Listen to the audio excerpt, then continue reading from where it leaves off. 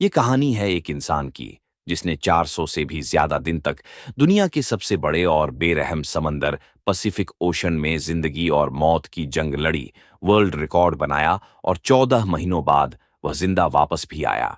लेकिन आते ही ऐसा क्या हुआ कि उसको जेल जाना पड़ गया? जानते हैं इस वीडियो में पूरी कहानी। स्पेसिफिक ओशियन का नाम सुनते ही लोगों को पसीने आ जाते हैं। देखिए, पूरी दुनिया में 77% पानी है, जो डिवाइडेड है 4 ओशियन में, जिनके नाम है Atlantic, Pacific, Indian and Arctic. सबसे बड़ा ओशियन पैसिफिक है।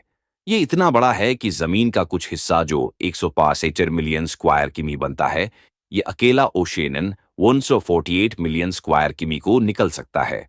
इस ओशन पर कुछ ही आइलैंड्स है जो बहुत ही छोटे हैं, और कुछ तो ऐसे आइलैंड्स हैं जिन पर आज तक कोई इंसान जा भी नहीं सका। अब अगर गलती से भी कोई इंसान पैसिफिक ओशन में गुम हो जाए तो उसको ढूंढना तकरीबन नामुमकिन है। पैसिफिक ओशन में 14 महीनों तक जिंदा रहने वाले इंसान का नाम था जोश सल्वाडोर अल्वारेंगा। इस इंसान के पास 7 फुट की छोटी सी बोट थी, जिस पर सीधा लेटा भी नहीं जा सकता था, और यह बंदा 1 साल से भी ज्यादा इस बोट पर जिंदा भी रहा। समंदर की बेरहमी का भी मुकाबला किया और वर्ल्ड रिकॉर्ड भी बनाया, जो आज तक कोई और इंसान तोड़ भी नहीं सका। जोश सिर्फ अपनी किस्मत से मजबूर था कि वह इस बदतर मुश्किल में फंस गया। यह बात है 2012 की। फौज है 36 साल का एक एक्सपीरियंस मछेरा था, जो मेक्सिको के एक गांव कोस्टा अजुल में रहता था। 17 नवंबर 2012 में जोश और उसका एक साथी मिलकर फिशिंग करने निकलते हैं। रोज की तरह अपनी 7 फुट की छोटी सी बोट पर इस बोट पर ज्यादा दूर जाकर मछली नहीं पकड़ सकते थे, क्योंकि बोट बहुत छोटी थी।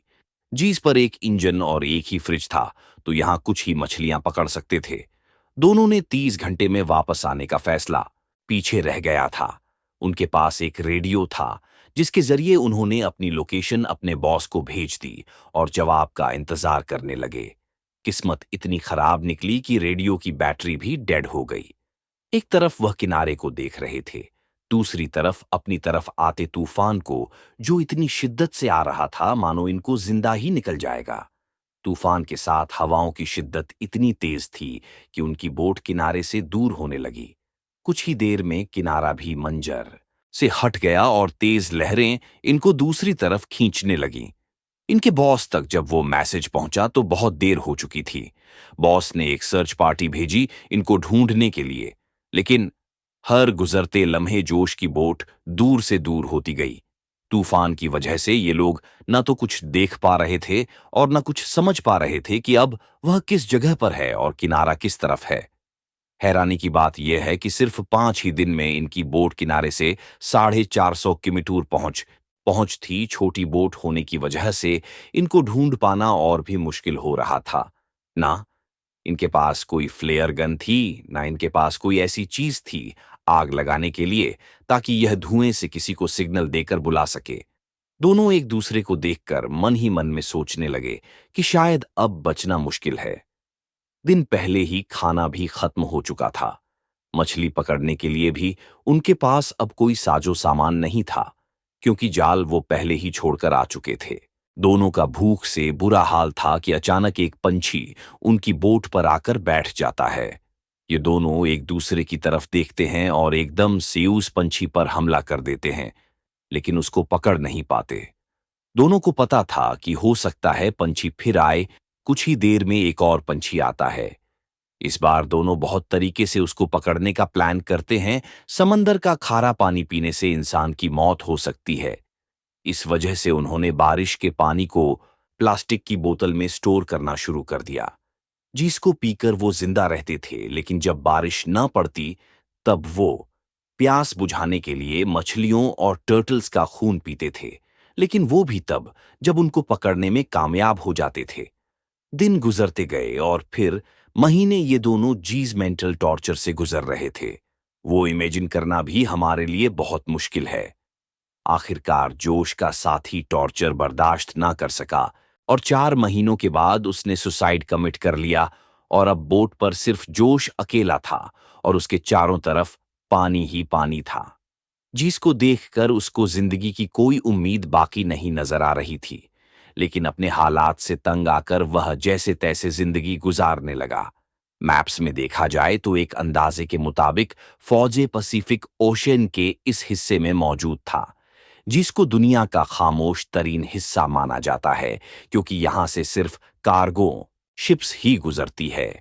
मेक्सिको के किनारे को छोड़े 6 महीनों से भी ज्यादा हो चुके थे और इस दौरान जोश ने अपने साथी को भी खो दिया था। इस वजह से वह काफी ज्यादा फ्रस्ट्रेट हो चुका था। एक दिन जोश को दूर समंदर में एक कार्गो शिप नजर आती है। पिछले 6 महीनों में यह पहली शिप उसको नजर आई थी और यह मंजर देखते ही उसमें जिंदा रहने की उम्मीद फिर से वापस आ गई। जोश ने कार्गो शिप की तरफ हर मुंह के इशारा करने की कोशिश की, लेकिन बदकिस्मती से शिप इतनी दूर थी कि जोश को वो ना देख सके और देखते ही देखते जोश की नजरों से वह शिप भी गायब होने लगी और वह ये सोचने लगा कि शायद मेरी किस्मत में मरना ही लिखा है।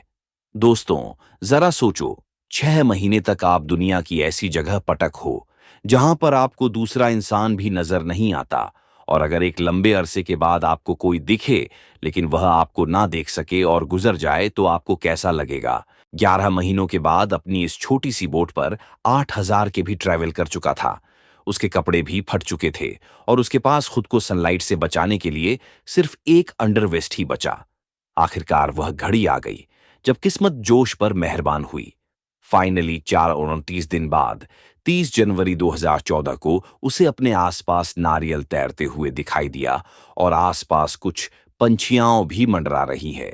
ये नजर देखकर वो समझ गया कि आसपास कोई आइलैंड जरूर होगा। फिर उसे दूर एक आइलैंड दिखाई दे रहा था। उस आइलैंड तक पहुंचने के लिए उसे करीब आधे दिन का समय लगा। जैसे ही बोट उस आइलैंड के करीब पहुंचा, वो बोट से जंप करके आइलैंड की ओर तैरने लगा और फाइनली महीनों गुजारने के बाद वो एक ठोस जमीन में पहुंच गया। दरअसल इस आइलैंड को ये बोन कहा जाता है, जो कि दुनिया का सबसे छोटा आइलैंड है। ये ऊपर वाले का चमत्कार ही था कि हवाओं का रुख कुछ इस तरह से उसके बोट को मोड़ दिया कि उसका बोट उसे छोटे से आइलैंड की ओर ले गया। अगर वो गलती से इस आइलैंड तक नहीं पहुंच पाता या फिर थोड़ी सी हवाओं का रुख इधर से उधर होता तो वो आइलैंड तक कभी पहुंच ही नहीं पाता, और फिर अगर वो जिंदा बच पाता तो शायद 5,000 किलोमीटर दूर फिलीपींस के टापू को ही देख पाता। पर जोश की किस्मत अच्छी थी कि वो इबोन और टोनी आइलैंड पर पहुंच गया। ये उसके लिए एक वरदान साबित हुआ, मानो मौत के मुंह से निकलकर उसे नई जिंदगी मिल गई हो। थोड़े बहुत एरिया का जायजा लेने के बाद उसे एक घर दिखाई दिया। एक कुछ देर बाद उस घर से एक इंसान निकल के आया। करीब 14 महीने तक समुद्र में गुजारने के बाद वो पहली बार किसी जिंदा इंसान को देख रहा था। ये देखकर उसके आंखों में आंसू आ गए। उसकी कहानी जानने के कुछ ही देर बाद वहां पर लोकल पुलिस पहुंच गई। जोश अपनी पूरी जर्नी पुलिस वालों को बताया, लेकिन उसके बातों पर यकीन करने वाला कोई नहीं था। मतलब 428 दिनों तक कैसे कोई एक छोटे से बोट में जिंदा रह पाता, वह भी नॉइस बिना खाए पिए एक लाश को देखते हुए, जो उसने अपनी बातों को साबित करने के लिए अपने बॉस को कॉल किया, जो उसे मछली पकड़ने के लिए भेजा करता था। उसके बॉस ने भी ये पुष्टि कर दी कि हाँ, जोश मेरे लिए कम करता था और 1 साल पहले वो समुद्र में खो गया था। नॉइस अब क्योंकि वो किसी और कंट्री में पहुंच चुका था, वो भी बिना वीजा के। इसीलिए कुछ दिनों के कानूनी कार्यवाही करने के बाद उसे वापस मेक्सिको भेज दिया गया। लेकिन यह जर्नी अभी खत्म नहीं हुई थी। जो उसके मित्र जिनकी याद है, रास्ते में ही मौत हो चुकी थी, उनके घर वालों ने जोश के नाम पर केस कर दिया, ये कहते हुए कि जोश ने अपने दोस्त को मार के ही खा लिया होगा। कुछ दिनों के कानूनी दांवपेच के बाद जोश को छोड़ दिया गया। उसके कुछ दिन बाद उन्होंने एक बुक 438 डेज पब्लिक किया, जिसमें उन्होंने अपनी पूरी कहानी को लिखा था। जाने अनजाने में अपनी जिंदगी को बचाते बचाते उन्होंने एक ऐसा वर्ल्ड रिकॉर्ड बना दिया जिसे तोड़ने की हिम्मत भी कोई नहीं करना चाहेगा। जोश की कहानी हमें इस तरह प्रेरित करती है कि जिंदगी में चाहे कितनी भी मुश्किलें आ जाएं, हर मुश्किलों का समाधान जरूर होता है। ऐसे ही वीडियो देखने के लिए हमारे चैनल को सब्सक्राइब करें। मैं आपका दोस्त दिव्यांश।